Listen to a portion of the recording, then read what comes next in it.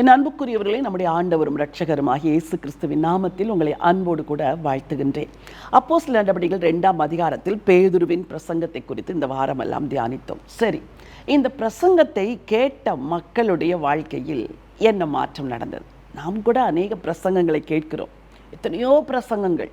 நேற்று தினத்தில் ஒரு சகோதரியோடு கூட பேசிக்கொண்டிருந்தேன். அவர்கள் சொன்னார்கள், நான் அவர்களுடைய செய்தியை கேட்பேன், இவருடைய செய்தியை கேட்பேன், அந்த ஸ்டடியை பார்ப்பேன், இந்த ஸ்டடியை பார்ப்பேன். எல்லாம் நல்லது. ஆனால் கேட்கிற உங்கள் வாழ்க்கையிலே என்ன மாற்றங்கள் நடக்கிறது? இந்த டுடேஸ் விக்டரி தினமும் பார்க்கிறீர்கள், என்ன மாற்றங்கள்? வாழ்க்கை மாறுகிறதா? தீர்மானம் எடுக்கிறீர்களா? பலப்பட்டிருக்கிறீர்களா? பரிசுத்தமாகிறீர்களா? மன்னிக்கிறீர்களா? நேசிக்கிறீர்களா? கசப்புகள் விலகுகிறதா? பெரிய இருதயம் உண்டாகிறதா? கர்த்தரை தேடுகிறீர்களா? கர்த்தரை நேசிக்கிறீர்களா? உலகத்தை வெறுக்கிறீர்களா? மாயையை வெறுக்கிறீர்களா? வாலிப பிள்ளைகளை டுடேஸ் விக்டரியை கேட்கிறீர்கள். What is the change in your life? உங்கள் வாழ்க்கையில் என்ன மாற்றம்? மாற்றம் இல்லை என்றால் இதை கேட்பது வீணாகி விடுமே. இன்றைக்கு மாற்றத்தை கர்த்தர் உங்களிடத்தில் எதிர்பார்க்கிறார். ஒரு வேத வசனத்தை வாசிக்கிறேன். அப்போஸ்தலர் நடபடிகள் 2ஆம் அதிகாரம் 37வது வசனம். இதை அவர்கள் கேட்ட பொழுது இருதயத்திலே குத்தப்பட்டவர்களாகி பேதுருவையும் மற்ற அப்போஸ்தலரையும் பார்த்து, சகோதரரே, நாங்கள் என்ன செய்ய வேண்டும் என்றார்கள். செய்தியை கேட்கிறார்கள், இருதயம் குத்தப்படுகிறது. ஆலயத்தில் செய்தியை எப்படி கேட்கிறீர்கள்? வாலிப பிள்ளைகளை உங்களிடத்தில் கேட்கிறேன். ஆலயத்தில் பின்னாக உட்கார்ந்து கொண்டு மொபைல் ஃபோனில் ரீல்ஸ் பார்க்கிறீர்களா? வாட்ஸ்அப்பில் செய்தியை அனுப்புகிறீர்களா? செய்திகளை எப்படி கேட்கிறீர்கள்?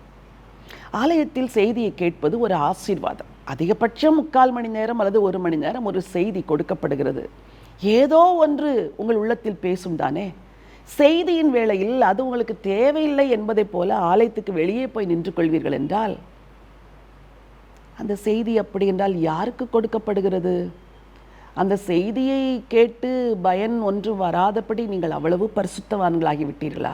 ஆண்டவர் உங்களோடு கூட பேசட்டும். இந்த ஆலய கூடுகை, ஆலய ஆராதனை என்பது இல்லை என்றால் கிறிஸ்தவமே இல்லை. சற்று கற்பனை பண்ணி பாருங்கள். எல்லா வாரமும் ஆலய ஆராதனை இல்லை என்றால் என்ன நடக்கும்? கிறிஸ்தவமே மறைந்து போய்விடும். கிருபையாய் ஆண்டவர் அந்நாட்களிலிருந்து இந்நாட்கள் வரைக்கும் சபை கூடுதலை வைத்திருக்கிறார். ஆகவே ஆலயத்தில் செய்தியை கேட்கும் பொழுது கருத்தாய் கேளுங்கள், கவனமாய் கேளுங்கள், கர்த்தர் பேச வேண்டும் என்று சொல்லி ஜெபித்து வந்து கேளுங்கள். சரி, பிற செய்திகளை கேட்கிறோம். அந்நாட்களில் எல்லாம் பிற செய்திகளுக்கு வாய்ப்பே கிடையாது. ஒரே ஒரு இடம் ஆலயம். இப்பொழுது அப்படி அல்ல. எல்லாம் ஆன்லைன் மெசேஜஸ், ஆன்லைன் மீட்டிங்ஸ், எங்கு பார்த்தாலும் கூகுள் மீட், வாட்ஸ்அப்பில் மீட் எல்லாம் நடக்கிறது. It's good. ஆனால் ஒரு செய்தியை கேட்கும் பொழுது அதிலிருந்து கர்த்தர் எனக்கு என்ன பேசுகிறார் என்று ஒருவர் எடுத்துக்கொள்ளவில்லை என்றால் செய்தியை கேட்பது வீண். ஒரு நாள் ஒரு சிறு ரீலை நான் பார்த்தேன். அது ஒரு திருமணம். ஒரு மணமகன் மணமகள் நிற்கிறார்கள். அந்த திருமணம் நடக்கும் பொழுது ஒரு குழந்தை தூரத்திலிருந்து ஓடி வருகிறது. அந்த குழந்தை ஓடி வந்து அந்த தகப்பனிடத்தில் காலை கட்டி கொள்ளுகிறது. அதனால் என்ன புரிந்து கொண்டேன், அந்த தகப்பனுக்கு அது ஒரு 2வது திருமணம் என்று. அந்த குழந்தை தகப்பனுடைய கழுத்தை கட்டி கொண்டு அழுகிறது. அதன் கீழாக சில வார்த்தைகள் போட்டார்கள். அவ்வளவுதான் இந்த ரீல். மூடி வைத்தேன். என் உள்ளம் சிந்திக்க ஆரம்பித்தது. எத்தனை சிறு பிள்ளைகள் இன்றைக்கு இப்படிப்பட்ட சிக்கல்களுக்குள் சிக்கி கிடக்கிறார்கள். தகப்பனும் தாயும் ஒருவேளை எந்த சூழ்நிலை நிமித்தம் பிரிந்திருக்கிறார்களோ தெரியாது. பிரிந்திருக்கிற குடும்பத்தில் இடையிலே பாதிக்கப்படுகிறது குழந்தைகள். அந்த ஒரு சிறு ரீல் என் உள்ளத்தில் பேசியது.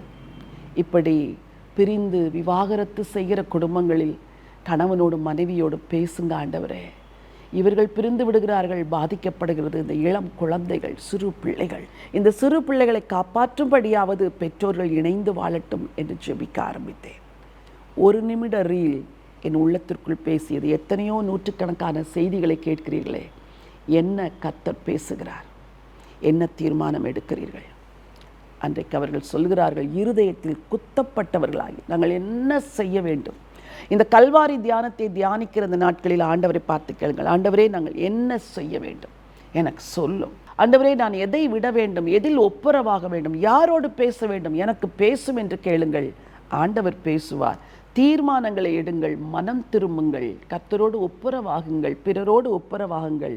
இதற்காகத்தான் இந்த சிலுவை தியானம். பரிசுத்தமுள்ள தேவனை, நல்ல ஆண்டவரே, பேதுரு பிரசங்கித்த பொழுது எல்லாரும் நாங்கள் என்ன செய்ய வேண்டும் என்று கேட்டார்களே, அதை போலவே உம்முடைய பிள்ளைகள் உள்ளத்தில் மாற்றங்களையும் மனம் திரும்புதலையும் கொடுத்து ஆண்டவரே, ஒரு மன்னிப்புக்கு நேராய், விடுதலைக்கு நேராய், ஒப்புரவாகுதலுக்கு நேராய், ஆண்டவரே சீர்படுதலுக்கு நேராய் அவர்களை திருப்ப வேண்டும் என்று சொல்லி ஜெபம் பண்ணுகிறேன் அப்பா. மனதார வாழ்த்தி ஆசீர்வதிக்கிறேன். ஆண்டவரும் இரட்சகருமாம் இயேசு கிறிஸ்துவின் நாமத்தில் ஜெபிக்கிறேன் நல்ல பிதாவே, ஆமென். பிரியமானவர்களே, செய்திகளை கேளுங்கள், மனம் திரும்புங்கள், தீர்மானம் எடுங்கள், வாழ்க்கையிலே முன்னேறுங்கள். இந்த நினைவோடு இந்த நாளை துவங்குங்கள். இந்த நாள் ஒரு வெற்றியின் நாள்.